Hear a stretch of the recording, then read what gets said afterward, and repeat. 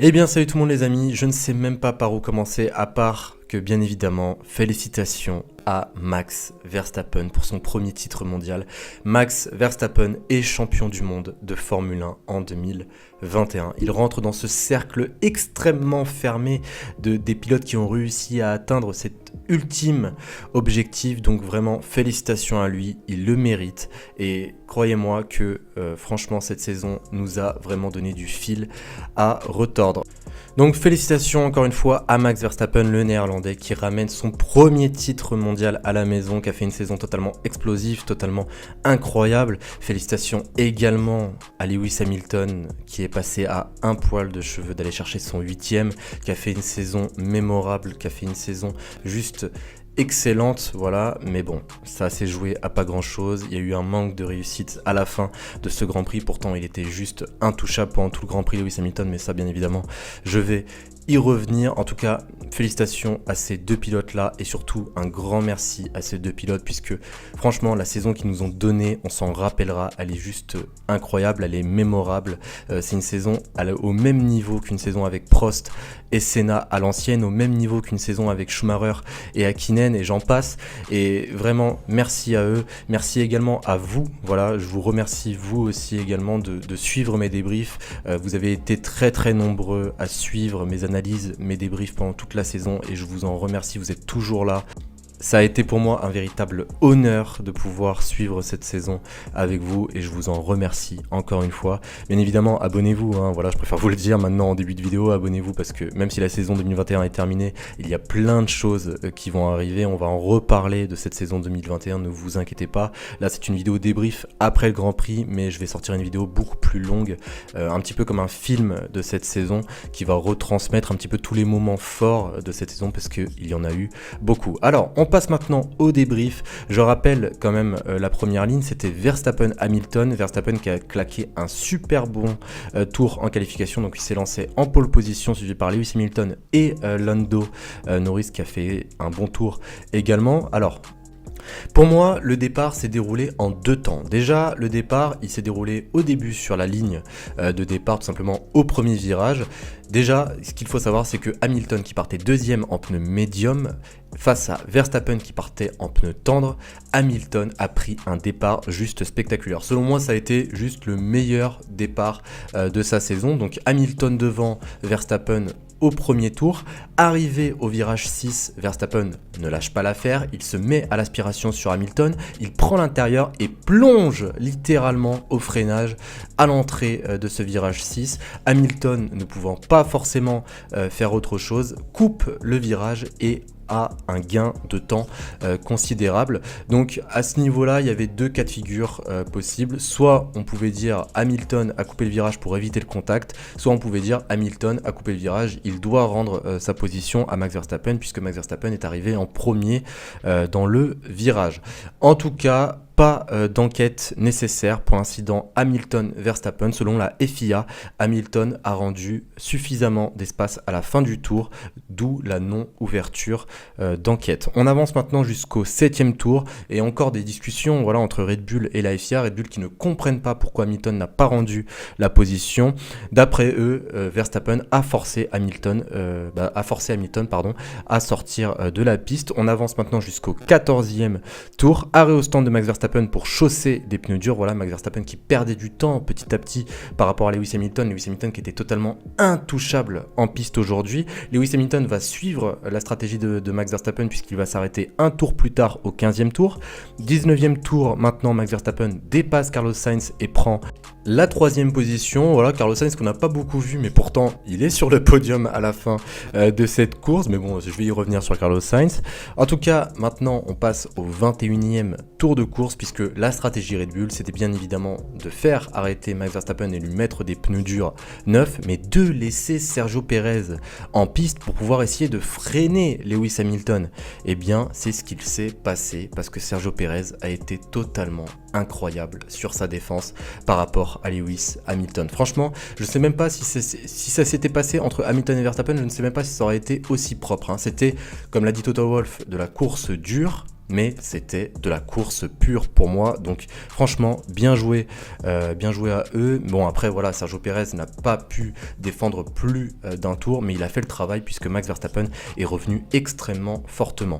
28e tour de course, on apprend une nouvelle, et pour moi c'est celle qui m'a le plus attristé pendant la course, l'abandon pour Kimi Raikkonen. Voilà, Kimi Raikkonen après 19 saisons, après 21 victoires, voilà, il s'arrête pour un abandon. Enfin, je sais même pas comment en parler. J'ai carrément envie de faire une vidéo sur Kimi Raikkonen tellement ça a été un personnage exceptionnel de l'histoire de la F1. En tout cas, Kimi Raikkonen, je lui souhaite que le meilleur pour la suite. Je ne sais pas ce qu'il va faire par la suite. Peut-être qu'il va rester dans le sport automobile, on ne sait pas. Mais en tout cas, j'en reparlerai dans une autre vidéo, ne vous inquiétez pas. Et on apprend également au 29e tour de course l'abandon pour George Russell pour sa dernière course avec la Williams. Voilà, George Russell qui aura tout donné du début jusqu'à la fin de cette saison, qui a fait une très très bonne saison. 31e tour de course, arrêt au stand pour Valtteri Bottas qui chausse des pneus durs. 35e tour de course, Valtteri Bottas passe du coup Charles Leclerc pour la P8. Valtteri Bottas, je rappelle juste quelque chose par rapport aux qualifications, il avait un moteur extrêmement usé, hein, donc c'est pour ça que certains qui ont pu dire par exemple oui Valtteri Bottas pourquoi il est éclaté en qualification, c'est tout à fait normal. Il avait un moteur usé, donc il ne pouvait pas forcément faire grand chose.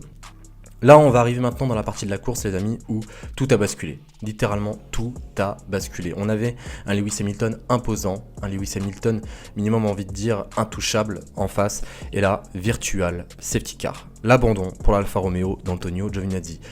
Les questions étaient en train de se poser. Est-ce qu'il va y avoir une safety car? Est-ce que Max Verstappen va revenir sur Lewis Hamilton? Bien évidemment, 37e tour de course, encore une fois sous régime de virtual safety car, on arrête Max Verstappen.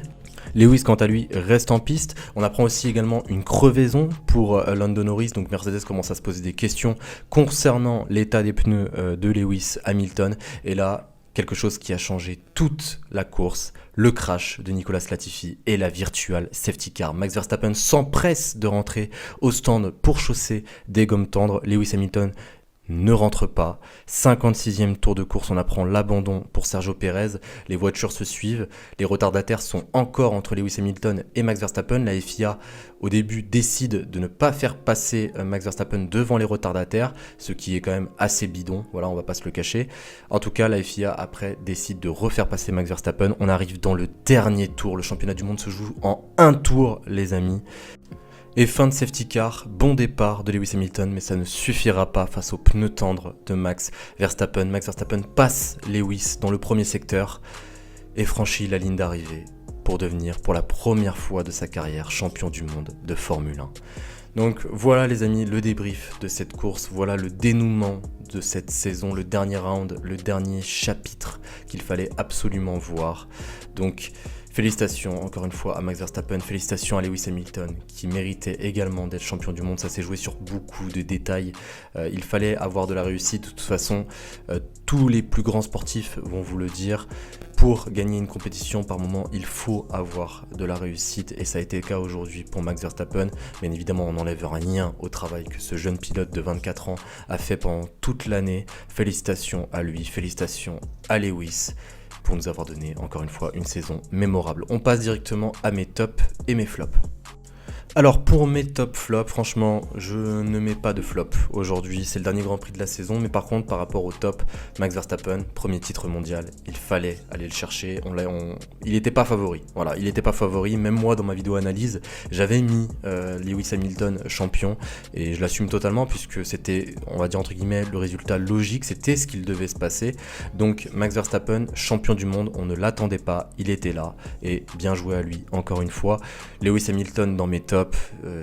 Mis à part le fait qu'il ait perdu le championnat du monde, il a fait une course incroyable, il était intouchable, il m'a rappelé un peu la Mercedes des autres années, des anciennes années, tout simplement la Mercedes qui était impossible à aller chercher, et c'était le cas aujourd'hui pour Lewis Hamilton, et je pense que s'il n'y avait pas eu, et même je suis sûr que s'il n'y avait pas eu cette safety car, Lewis Hamilton serait reparti champion à Abu Dhabi aujourd'hui tout simplement.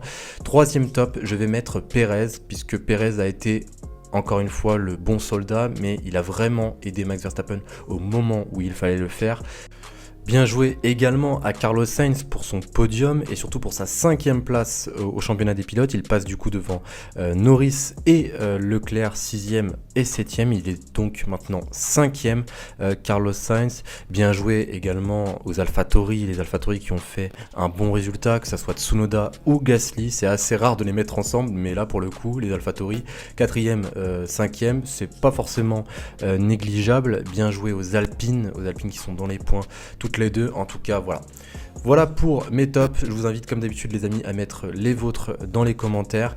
Donc là vous pouvez voir d'ores et déjà le tableau des pronostiqueurs. Bien joué Faco, bien joué Tom, bien joué Speedy, bien joué Jordan V, bien joué David, bien joué Pierrot, Max Gamer, Fred Head, Tristan, Ceflec, Ali, Haim, Griff, M. Bien joué à vous tous les amis, et bien joué aussi également à tous les autres qui ont pronostiqué pendant toute la saison. Je vous en remercie du fond du cœur. En tout cas, petit dernier mot, voilà, je sais qu'il y a des heureux, je sais qu'il y a des déçus. Tout d'abord pour ceux qui sont déçus pour Lewis Hamilton, ne vous inquiétez pas, ce n'est pas forcément la fin de sa carrière, ce n'est même pas du tout la fin de sa carrière. Selon moi, Lewis Hamilton, le moment où il est le plus dangereux, c'est quand il perd. On l'a bien vu en 2016 et il reviendra extrêmement fort pour l'année 2022. On ne sait même pas où est-ce que ça va en être au niveau des performances pour les F1 en 2022, mais vous inquiétez pas, Lewis Hamilton restera toujours Lewis Hamilton.